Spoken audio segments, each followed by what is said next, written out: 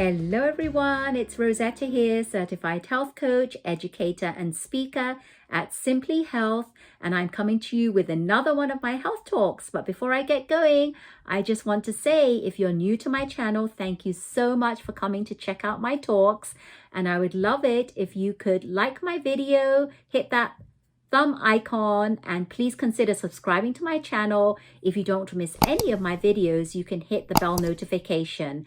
And for all of you that are returning, I just want to say a big thank you for all your support, because I do this to educate and give you knowledge, and I say knowledge is power if you put that knowledge into good use.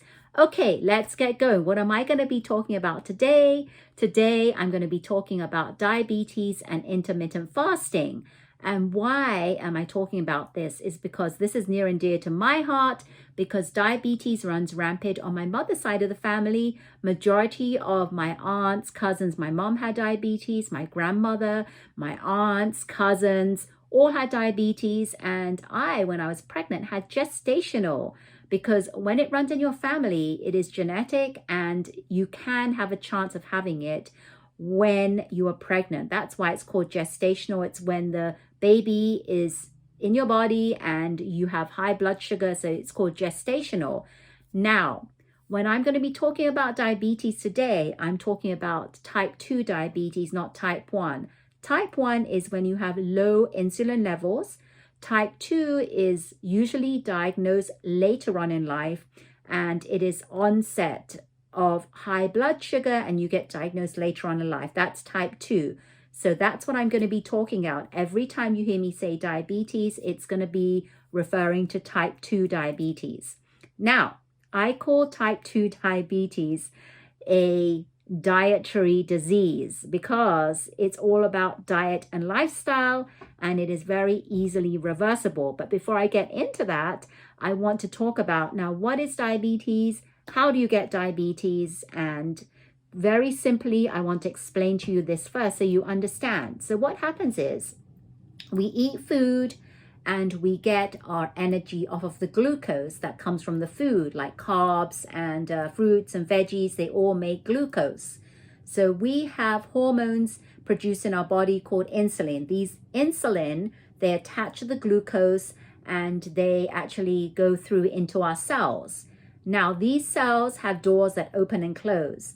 And when we are diabetic or pre-diabetic, the cells start to say that it's getting full and it does not allow the insulin that carries the glucose to enter the cells. So it locks the doors, right? It doesn't allow that insulin with the glucose to come through those doors. So another term for this is insulin resistance. It means that the cells are resistant to allowing more of that glucose to come through because we're already full.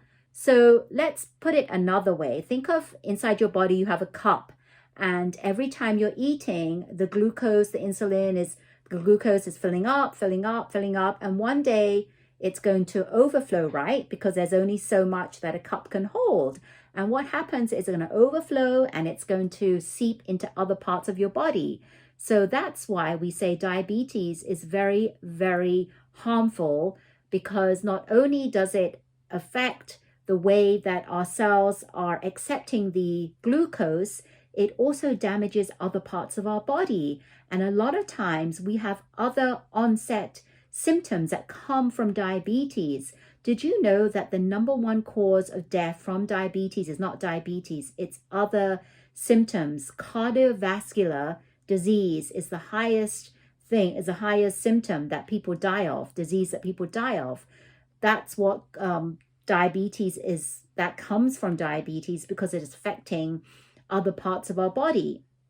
So what we want is, if we have a cup that keeps filling up and it's overflowing, what we want to do is try to get to a point where our cup is not always overflowing. And how do we do that? So how do we do that is the $1 million question.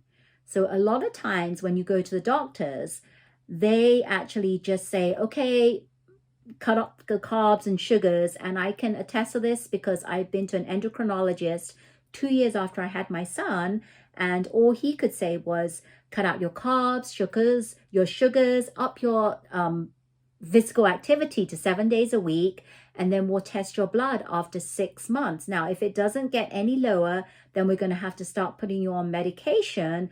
And in some cases, if it's bad enough, then you have to start giving you insulin.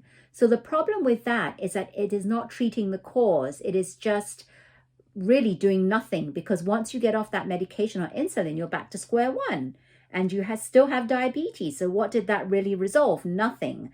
So that's why I'm really against, not all doctors, but majority of conventional doctors, they are told to treat diabetes with medication and insulin, which is not a great way to treat it. We have to treat the cause.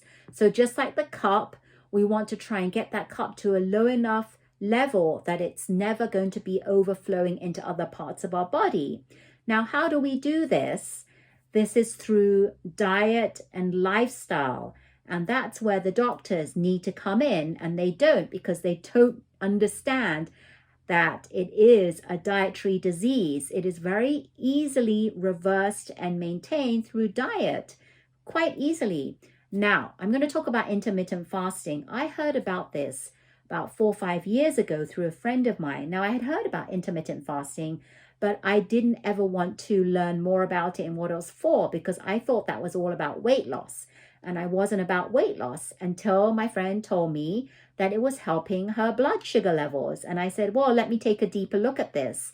And ever since then, I have been following this doctor online called Dr. Jason Fung, and he actually treats his patients through this intermittent fasting. And I did some more research, and it is something that is just, it's genius, but we've been doing it for centuries, for years, decades, because a lot of people have been doing it for religious reasons, and it is so healthy for our body. And a great default is that you'll see the weight loss, which is what most people want, right? But the other great benefit is that it is helping you get healthy and have a longer life, a longevity.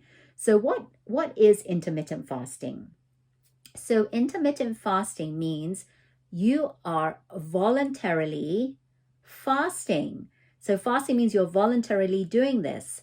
It is not the same as starving yourself, because a lot of people think that when you're intermittently fasting, you're starving yourself and you're restricting yourself. No, it's not. If you know how to do it the right way, you should never go hungry. So fasting is voluntary. Starvation is not voluntary. You don't have the food to eat, so you're starving.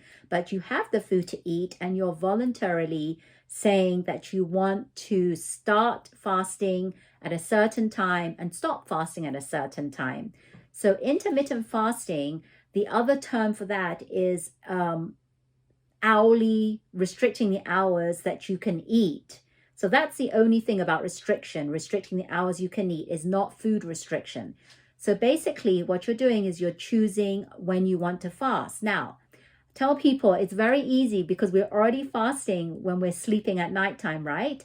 If you sleep for 12 hours, or you finish your last meal and then you sleep, and that adds up to 12 hours, you're already fasting. So if you're not eating at nighttime when you're sleeping, you're already fasting, and then you start eating in the morning, whatever time you start eating. So you're already there, right? You don't even know it. You're involuntary, actually, not voluntary, but involuntarily fasting already.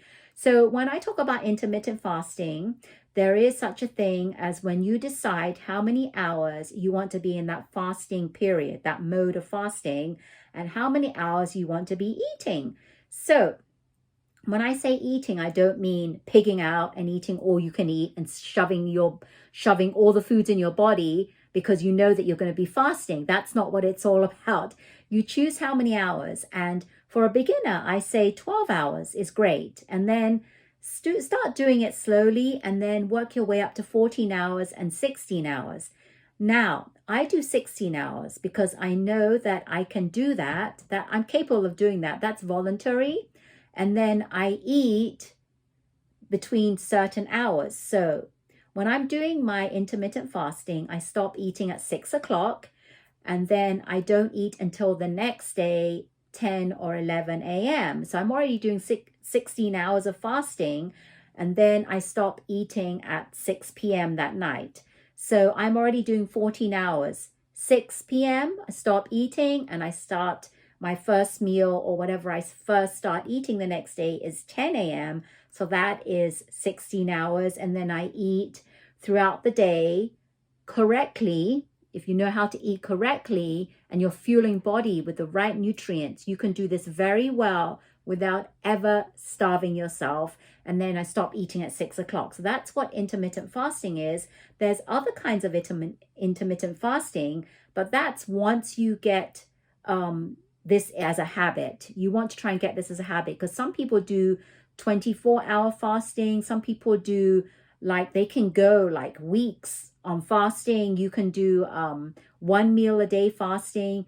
But really, when we're talking about intermittent fasting, it's about, let's do this easily first. Let's start building this healthy habit first and see if we can keep it continual. And then we might consider eating once a day, 24-hour fasting, which is 1 meal a day, which is like you could eat just dinner every day at 8 p.m.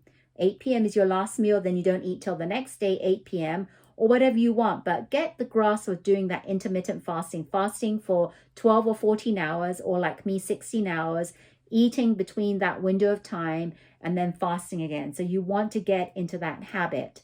So how is this going to help people that have diabetes? So what happens is, when we're not eating, we're restricting the calories and food into our body. Now, during this time, we're allowing that level of our cup to start going down, so that when we do, at the times we do start eating, even though it may go back up a little bit, it's not going to overflow. It's not going to add to the overflow of what's already been overflowed in the cup. It's going to go up a little bit each time. But when we do fasting continually and we get into the habit of it, our cup will never be at that very top level where it's overflowing out. And a lot of times what happens when diabetic patients do this intermittent fasting, they really see great results. Their blood sugar comes down. A lot of patients, like Dr. Fung's patients, have actually got off all medications. A lot of their health scares and health symptoms have disappeared, and they just look very healthy, more vitality, more energy. And that's really what we want, right? More energy, more vitality for longevity. That's what I say, right? I'm all about longevity and being able to live the life you want when you get into your senior years.